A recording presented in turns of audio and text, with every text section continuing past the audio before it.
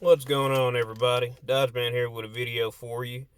And in this video, I'm just going to give you my bottom opinion on PC gaming and is it worth it and what are the big trade offs of it. So let's go ahead and answer the obvious question. Is the PC platform a good platform to game on? Short answer yes, but it does come with a lot of trade offs. PC, you have to do a lot of tinkering. And I think the biggest problem I had was basically my fault because I actually had the wrong RAM for my Asus motherboard. I had Intel RAM. Didn't even know anything about it until I was reading it. So I went and took it back, got my money back, and got the right RAM. And I haven't had too many issues since then. Now, some of the issues that I've had have been minor ones, but all the issues that I guess a lot of PC gamers have already worked around, which one is Bluetooth headsets and getting it to where it doesn't switch to a funky audio whenever it's got some type of chat going on in the game or whatever. And then there's another issue with some older games that you actually purchase that won't work on newer hardware. And the main game has been Assassin's Creed. Other games you've had to, like, they'll launch, but you'll have to go into your task manager and turn off. For me, it's always just been the CPU zero core, and then the game actually stabilized a whole lot better and ran better.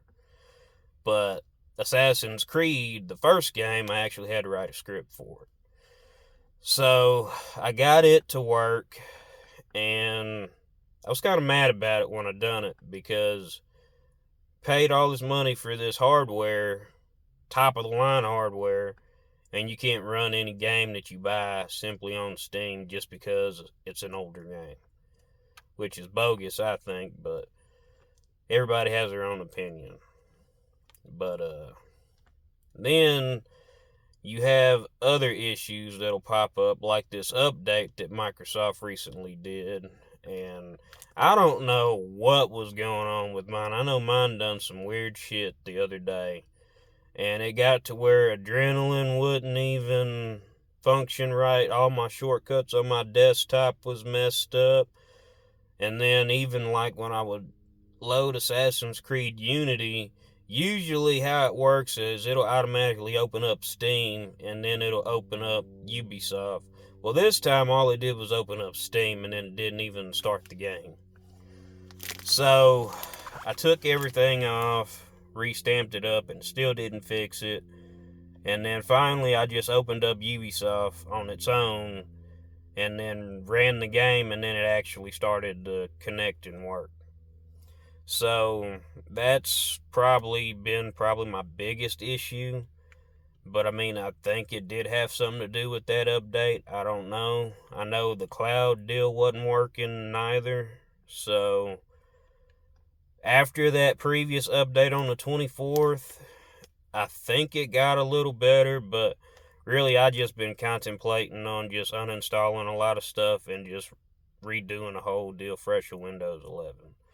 And then just reinstall everything again and then see what happens then. But besides that, I mean, pretty much the performance, I don't think I could have done any better with my build. I started out with a Ryzen 7 7700 and then a 9060 XT with 16 gigabyte. Good. I think I was running it every game I could at about 1800p and then cap my frames at about 60. I mean, I really can't go over 60 until I get a better monitor or a better TV. But then I took it a step further and sold the 60 right after I upgraded to the 9070. I wanted the Red Devil, but then after I seen that it wouldn't fit, had to take it back and just get the regular 9070 with the 16 gig. And then my CPU, I traded it out and got the Ryzen 9 9950 3D. So pretty much top of the line stuff. I don't really have too many issues running any games. I did have some crashes, which I know crashes are gonna happen, but I'm not gonna lie to you, they barely happen on console versus PC. I think I've had probably at least 20 crashes on just opening up games or closing them and then trying to reopen them and they wouldn't respond, or it says that you have to re-verify the integrity of the files, something's going on. I mean, it's just been kind of a hassle. So, bottom line is PC, I would recommend it if you don't mind solving issues and tampering with a couple of things.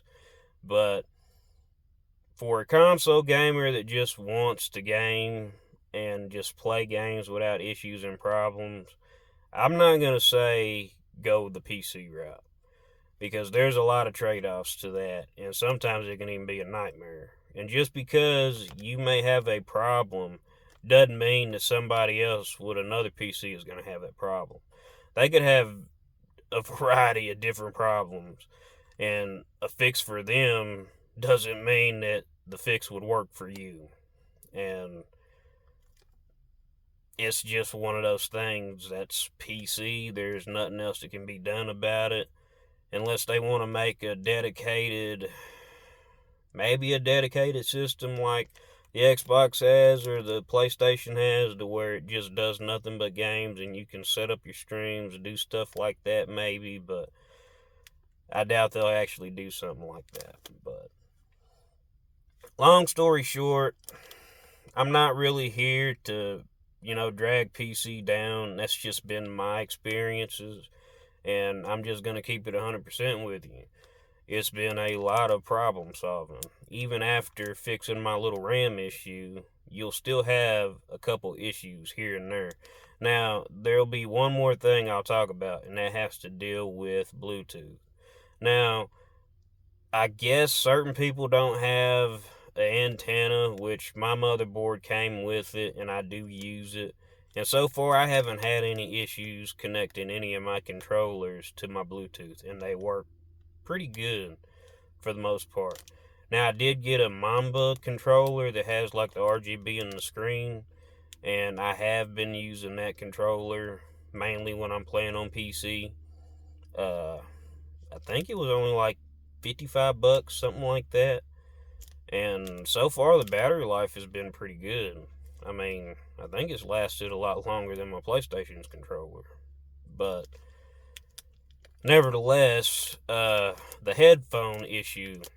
So, headphones that are Bluetooth, they work, but I do see that they change the audio once you get into a game like Battlefield 6 or any game that may have co-op and you can do chat with, which I've tried to change the settings in it and then turn right back around, and it still turns back the audio to like I'm talking on a damn cell phone.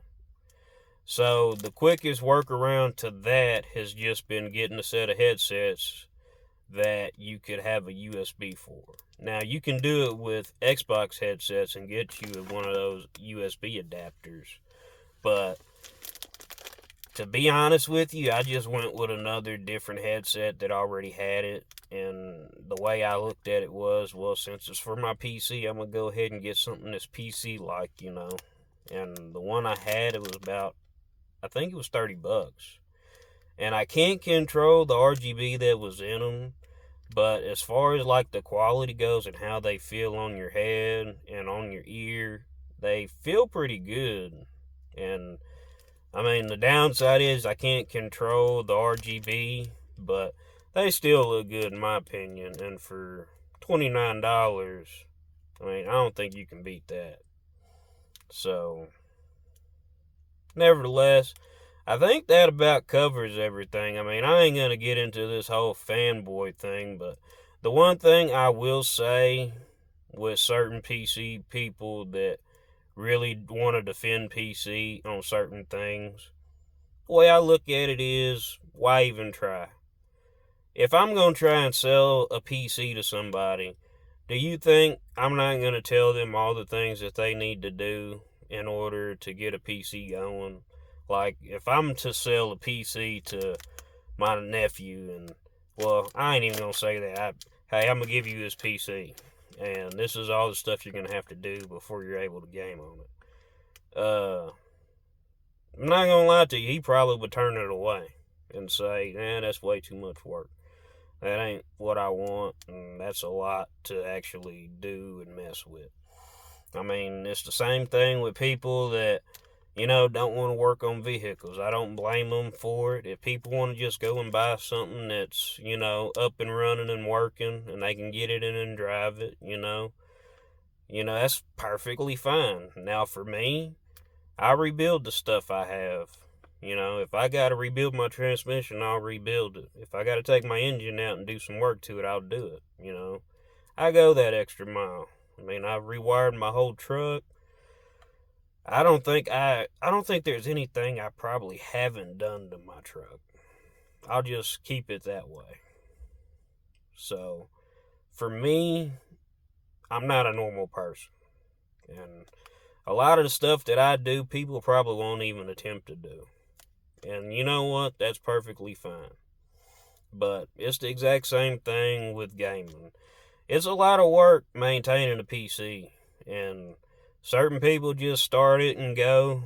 Me, I like to do all my updates. Make sure there ain't no updates or anything before I start gaming. And I mean, it's the exact same thing with like the BIOS and all that good stuff. So,